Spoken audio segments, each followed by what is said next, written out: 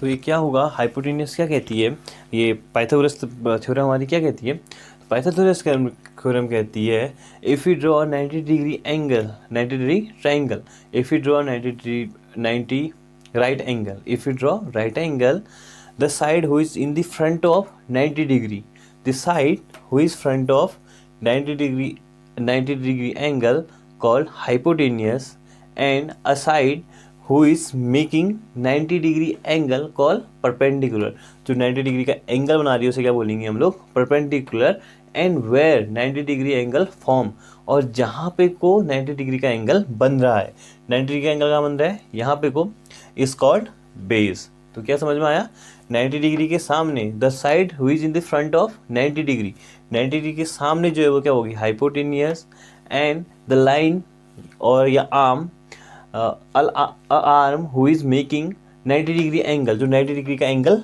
बना रही है, देखो सीधी लाइन आ रही है, ये 90 डिग्री का एंगल बना रही है, is called perpendicular, and a side या आर्म, और arm where 90 degree angle form, जहाँ 90 डिग्री का एंगल बन रहा है उसे क्या बोलेंगे हम लोग, बेस बोलेंगे। ठीक है, तो ये क्या होगी हमारी पाइथागोरस थ्योरम होगी। तो यहाँ से हम निकालते हैं हाइपोटेन्यूज का स्क्वायर होता है, हाइपोटेन्यूज सबसे बड़ी साइड होती है, हाइपोटेन्यूज का स्क्वायर बेस का स्क्वायर प्लस परपेंडिकुलर का स्क्वायर होता है, ये हो गया हमारा पाइथागोरस थ्योरम। तो पाइथागोरस ट्रिपलेट क्या होती है, पाइथागोरस, या अगर इसमें तो हम लोग क्या फाइंड कर सकते हैं, हमें दो चीज़ें, दो साइडें दी हैं, एक साइड फाइंड कर लो, लेकिन पाइथागोरस ट्रिपलेट क्या कहती है, पाइथागोरस ट्रिपलेट कहती है m का स्क्वायर, चलो इसको इरेज कर देता हूँ मैं। पाइथागोरस थ्योरम, पाइथागोरस ट्रिपलेट कहाँ यूज़ करते हैं हम, जहाँ हमें सिंगल दो एक ही साइड दी होती है, जैसे अगर कोई एक ट्रायंगल है, इसकी मेरे को एक साइड दी है, मान लो ये दे रखी है 10, अब कह रहा है ये बाकी दो साइड फाइंड करो। ठीक है, तो हमें पता है, तो हम पाइथागोरस ट्रिपलेट अगर हमें याद है तो हम इसको ईजिली फाइंड कर सकते हैं। वो होता है, पहला होता है m का स्क्वायर, एक साइड के अब क्या बोलेंगे m का स्क्वायर, सॉरी 2m, दूसरा होता है m स्क्वायर प्लस 1, तीसरा होता है m स्क्वायर माइनस 1। ठीक है, ये इससे तीन साइड निकल जाती हैं, जो भी साइड दी है उसको हम लोग 2m वाले पे फॉलो रख देते हैं। 2m इक्वल टू कितना हो गया 10, तो m इक्वल टू कितना हो गया 5। सबको पता है कैसे निकाला m equal to 5, m equal to 5 निकल गया। एक साइड तो हमें पहले से पता है, क्या पता है हमें, एक साइड कितनी है 10 है, तो मान लिया मैंने जो याली साइड थी वो 10 थी, तो दूसरी साइड यहाँ से निकाल सकता हूँ, m की जगह रख दूँ 5, 5 का स्क्वायर प्लस 1 मतलब 25 प्लस 1 इक्वल टू 26, तो दूसरी साइड क्या हो जाएगी 26 हो जाएगी। अब कौन सी वाली साइड है ये नहीं पता था हमें, ऐसा मत सोचना कि हमें हाइपोटेन्यूज पता था, हमें बस इतना पता था कि एक साइड 10 है, क्या पता था, एक साइड 10 है, बाकी दो साइड फाइंड करो, तो एक साइड 10 है तो दूसरी साइड कितनी होगी 26 हो गई। तीसरी साइड फाइंड करो, 25 का स्क्वायर माइनस 5 का स्क्वायर माइनस 1, 5 का स्क्वायर कितना होता है 25 माइनस 1 इक्वल टू 24। तो इससे हमें पता चल गया एक साइड 10 है, दूसरी साइड 26 है, तो तीसरी साइड कितनी है 24 है। अगर मैं बनाऊं तो मुझे पता है कि सबसे लंबी साइड कौन सी होती है, ये होती है, तो हाइपोटेन्यूज क्या होगी हमारी सबसे लंबी साइड होती है 26। अब 24 यहाँ भी हो सकता है, 24 यहाँ भी हो सकता है, या 10 यहाँ भी हो सकता है, 10 यहाँ भी हो सकता है, कहीं भी रख लीजिए। तो ये मुझे पता चला कि अगर हमें एक साइड दी है तो पाइथागोरस ट्रिपलेट कहाँ यूज़ करते हैं, अगर हमें एक साइड दी है और हमें दो साइड निकालनी है, वहाँ हम पाइथागोरस ट्रिपलेट का यूज करेंगे। लेकिन जहाँ पे को हमें दो साइडें दे रखी हैं, पता है कि बेस कौन है, हाइट कौन, बेस कौन सा है, और पता है कि हाइपोटेन्यूज या फिर परपेंडिकुलर कौन सा, सब पता है हमें। अगर दो चीज़ें हमें पता है तो हम तीसरी चीज़ के लिए निकालने के लिए पाइथागोरस थ्योरम का ही यूज़ करेंगे। आप इसका यूज भी कर सकते हैं, ऐसा नहीं कह रहा हूँ कि आपको दो साइड पता है तो आप इसका यूज नहीं कर सकते, इसका यूज भी कर सकते हैं आप, क्या निकालने के लिए, तीसरी साइड निकालने के लिए। ठीक है, समझ में आ गया होगा। तो अगर मैं ऐसा करूँ 26 का स्क्वायर करूँ, क्या है ये हाइपोटेन्यूज का स्क्वायर इक्वल टू क्या होता है बेस का स्क्वायर प्लस परपेंडिकुलर का स्क्वायर, ये होता है। बेस का स्क्वायर करूँ 24 का स्क्वायर प्लस परपेंडिकुलर का स्क्वायर करूँ 10 का स्क्वायर, तो ये फॉलो करेगा, ये और ये दोनों इक्वल आएंगे। ठीक है, LHS इक्वल टू RHS होगा। ठीक, आप चेक कर सकते हैं निकाल करके। तो अगर हम क्वेश्चन की ओर बढ़ें तो क्वेश्चन भी कुछ हमारा यही बोल रहा है। तो समझ में आ गया पाइथागोरस थ्योरम किसको बोलते हैं और पाइथागोरस ट्रिपलेट किसको बोलते हैं।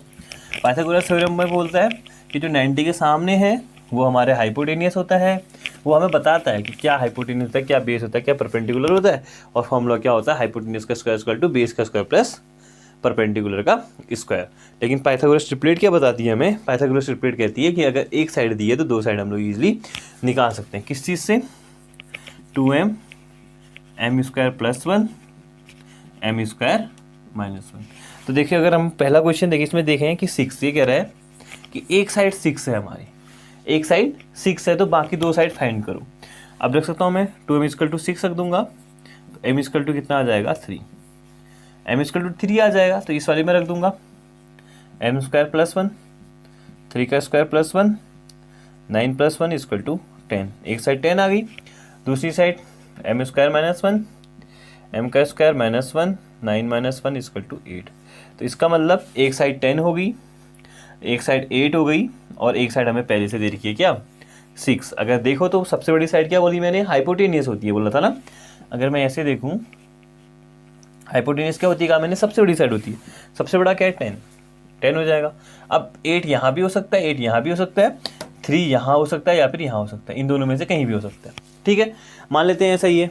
तो हमें पता है, ये मैं खाली चेक कर रहा हूँ आंसर, मेरा आंसर सही है कि नहीं है। बेस का स्क्वायर प्लस परपेंडिकुलर का स्क्वायर, बेस कितना है, हाइपोटेनियस कितना है हमारे पास 10 का स्क्वायर कर देंगे, प्लस बेस के इक्वल टू बेस कितना है 8 का स्क्वायर, प्लस परपेंडिकुलर कितना है 3 का स्क्वायर।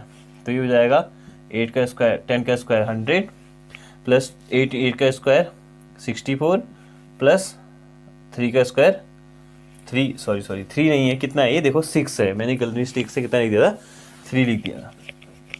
ठीक है 3, तो ये क्या 6 का स्क्वायर है, ये कितना हो जाएगा 36, तो 100 इक्वल टू 100 हो जाएगा। तो हमारे क्या समझ में आया कि अगर हमें एक दिया हो, एक साइड दी हो, कितनी दी थी? एक साइड 6 दी थी, कह रहा है दो साइड फाइंड कर लो, तो दो साइड फाइंड कर सकते हैं हम लोग 10 और 8 आगे। किससे फॉर्मूला हमें पता हो तब हम लोग फाइंड कर सकते हैं। अब बहुतों के दिमाग में कि हम इसी में रखेंगे क्या? इसमें रखना ईजी रहता है क्योंकि इसमें 2m है, तो 2m इक्वल टू अगर मैं 6 लिखूँ तो m इक्वल टू होगा 6/2, कोई भी नंबर हो उसका अपॉन में चले जाएगा, इजीली आंसर आ जाएगा। अगर आप इसमें रख सकते थे m square plus 1 equal to 6 रख दो। अगर मैं रखूँ m square plus 1 equal to 6, तो m की जगह ये इक्वल टू 6 हो गया, तो m स्क्वायर इक्वल टू क्या हो जाएगा 6 minus 1, m square equal to 5, m equal to कितना आ जाएगा √5। अब √5 आ जाएगा m इक्वल टू, अब यहाँ रखोगे m की वैल्यू तो क्या होगा 205, यहाँ रखोगे तो क्या हो जाएगी m स्क्वायर माइनस 1, 5 का स्क्वायर 5, 5 माइनस 1 इक्वल टू 4।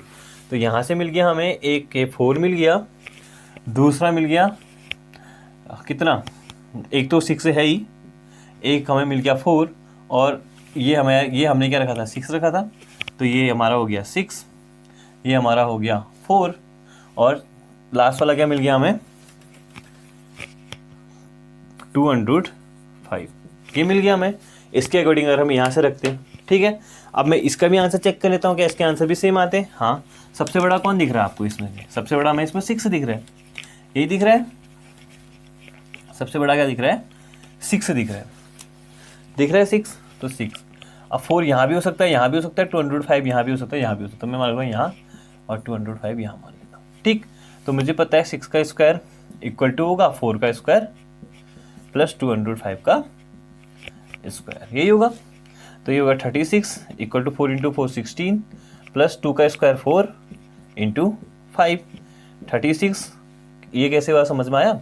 2 का स्क्वायर करेंगे 2 इंटू 2 4, √5 का स्क्वायर करेंगे √5 इंटू √5 कितना हो जाएगा 16 प्लस 4 5 इंटू 5 हो जाएगा। अंडरूट के अंदर अगर दो चीज़ें हैं एक ही जैसी तो एक चीज़ बाहर आ जाती है, पेयर बन जाता है।